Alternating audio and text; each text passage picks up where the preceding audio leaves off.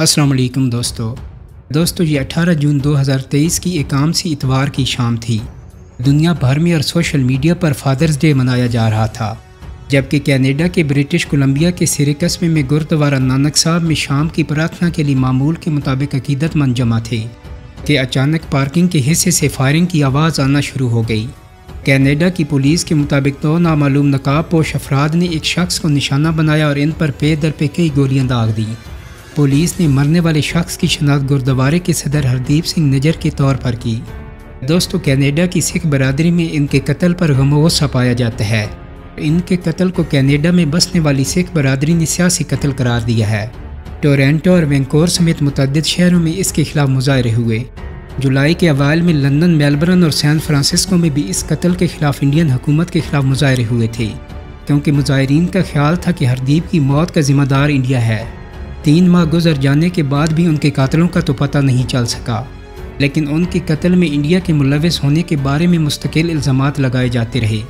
پیر کو ٹھیک 3 مہینے بعد کینیڈا کے وزیر اعظم جسٹن ٹروڈو نے جب ان کے قتل میں انڈیا کے ملوث ہونے کا شبہ ظاہر کرتے ہوئے کینیڈا سے انڈیا کے سفارتکار کو رخصت کر دیا تو یہ معاملہ بین الاقوامی سطح کی حیثیت اختیار کر گیا۔ کینیڈین وزیر اعظم جسٹن ٹروڈو نے کہا کہ کینیڈا کی سرزمین پر کینیڈین شہری کے قتل میں غیر ملکی حکومت کا کسی طرح بھی ملوث ہونا ناقابل قبول ہے اور ہماری خود مختاری کی خلاف ورزی ہے۔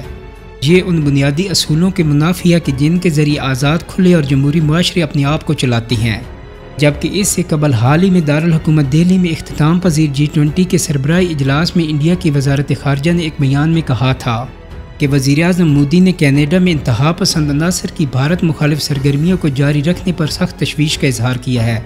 بیان کے مطابق وہ علیحدگی پسندوں کو فروغ دے رہے ہیں اور انڈین سفارتکاروں کے خلاف تشدد کو ہوا دے رہی ہیں، سفارتی احاطے کو نقصان پہنچا رہے ہیں اور کینیڈا میں انڈین کمیونٹی اور ان کی عبادت گاہوں کو دھمکا رہے ہیں۔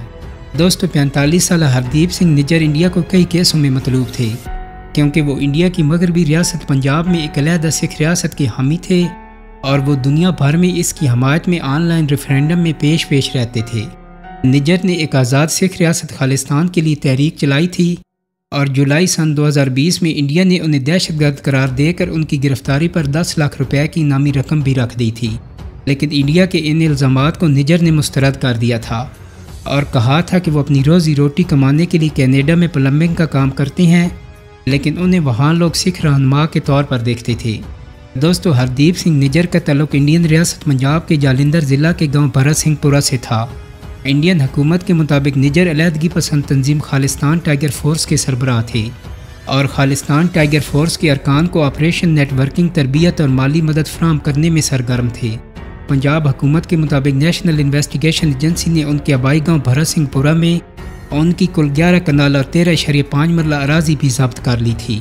پنجاب میں نجر کی جائیدادیں 2020 میں ان کی آن لائن مہم سکھ ریفرینڈم 2020 کی وجہ سے ضبط کی گئی تھیں اور یہ مقدمہ آن لائن مہم کی جانب سے ایک علیحدہ سکھ ریاست خالستان کے لیے سکھ فار جسٹس کے خلاف دائر کیا گیا تھا۔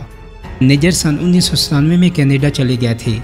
ان کا کہنا تھا کہ وہ کینیڈا آنے کے بعد کبھی بھی انڈیا واپس نہیں گئے، لیکن ان کے والدین کووڈ-19 لاک ڈاؤن سے پہلے آبائی گاؤں ضرور آئے تھے۔ نجر شادی شدہ تھے اور انہوں نے سوگواروں میں اپنے والدین کے ساتھ اپنی اہلیہ اور 2 بیٹے بھی چھوڑے ہیں۔ دوستو، انڈیا کی قومی تحقیقاتی ایجنسی NIA نے الزام عائد کیا تھا کہ نجر مبینہ طور پر سن 2013-14 میں خالستان ٹائیگر فورس کے سربراہ جگتار سنگھ سے ملنے کے لیے پاکستان بھی گئے تھے۔ تارا کو سن 2015 میں تھائی لینڈ سے گرفتار کر کے انڈیا لایا گیا تھا۔ انڈیا کی انٹیلیجنس ایجنسی کے مطابق نجر کا تعلق انڈیا میں کالعدم تنظیم سکھ فار جسٹس سے بھی تھا۔ نجر کو حال ہی میں آسٹریلیا میں خالستان ریفرینڈم کے لیے ووٹنگ کے دوران دیکھا گیا تھا۔ انڈیا کی انٹیلیجنس ایجنسی NIA نے نجر پر 10 لاکھ روپے نقد انعام کا اعلان کیا تھا۔ دوستو، انڈیا کی پنجاب پولیس کے مطابق نجر کا نام اس مطلوبہ فہرست میں شامل تھا جو پنجاب کے وزیر اعلیٰ کیپٹن امرندر سنگھ نے سن 2018 میں انڈیا کے دورے پر آنے والے کینیڈا کے وزیر اعظم جسٹن ٹروڈو کو پیش کی تھی۔ دسمبر 2020 میں انڈین انٹیلیجنس نے ایک اور FIR میں بھی نجر کا نام شامل کروایا تھا، جب پنجاب اور دیگر ریاستوں کے کسان دہلی میں زراعت سے متعلق 3 وفاقی قوانین کے خلاف احتجاج کر رہے تھے اور پھر ملک بھر میں بڑے پیمانے پر مستقل احتجاج کے بعد یہ قوانین واپس لے لیے گئے تھے۔ انڈین انٹیلیجنس نے اس FIR میں کئی سکھ کارکنوں کا نام لیا تھا۔ ان میں ہردیپ سنگھ نجر، گرپتوت سنگھ پنو اور ہرمجیت سنگھ پما شامل تھے۔ ان پر لوگوں میں خوف پیدا کرنے، لوگوں میں مایوسی پیدا کرنے اور انہیں انڈیا کے خلاف اکسانے اور بغاوت کی سازش کرنے کا الزام لگایا گیا تھا۔ وینکرو پوسٹ کے مطابق سن 2016 میں حکومت ہند نے نجر پر ہندوستان میں ایک ہندو پجاری کے قتل کی سازش کا الزام بھی لگایا تھا۔ انڈین میڈیا رپورٹس نے سن 2007 میں پنجاب کے ایک سینما ہال میں ہونے والے بم دھماکے سے بھی انہیں منسلک کیا تھا، جس میں 6 افراد ہلاک ہوئے تھے۔ وینکور پوسٹ کے مطابق نجر نے میڈیا کو بتایا تھا کہ ان پر لگائے گئے الزامات جھوٹے ہیں۔ انہوں نے کہا تھا کہ میں 1997 سے کینیڈا میں رہ رہا ہوں، میں ہندوستان واپس نہیں گیا۔ دوستو، نجر نے گزشتہ سال میڈیا کے رپورٹر کیم بولان کو ایک انٹرویو میں بتایا تھا کہ میں ایک پلمبر ہوں اور گردوارے کے لیے سخت محنت کرتا ہوں، اور یہ ٹھیک ہے کہ میں ایک کمیونٹی سرونٹ بھی ہوں۔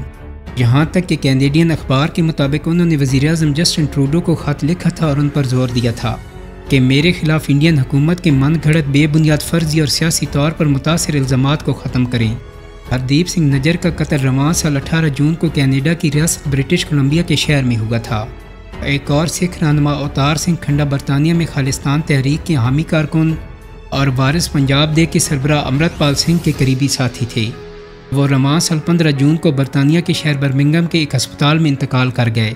کھنڈا کی موت کی اصل وجہ کا بھی ابھی تک پتہ نہیں چل سکا، اور اسی سال مئی میں بھی یہ خبریں آئیں کہ خالستان کے حامی پرمجیت سنگھ پنجوارہ کو مبینہ طور پر پاکستان کے شہر لاہور میں قتل کر دیا گیا۔ وہ انڈیا میں سب سے زیادہ مطلوب مجرموں میں سے ایک تھے، تاہم ان کی موت کی کبھی سرکاری تصدیق نہیں ہو سکی۔ دوستو، امید کرتا ہوں کہ میری آج کی ویڈیو آپ کو پسند آئی ہوگی۔ اگر ویڈیو اچھی لگی ہے تو اس کو لائک اور شیئر کر دیں۔ میرے چینل کو سبسکرائب کرنے کے ساتھ ساتھ بیل آئیکن کو بھی کلک کر دیں تاکہ آپ کو میری آنے والی مزید ویڈیوز کے نوٹیفیکیشن ملتے رہیں۔ بہت جلدی ایک نئی ویڈیو کے ساتھ ملاقات ہوگی۔ اپنا بہت سارا خیال رکھیے گا۔ اللہ حافظ۔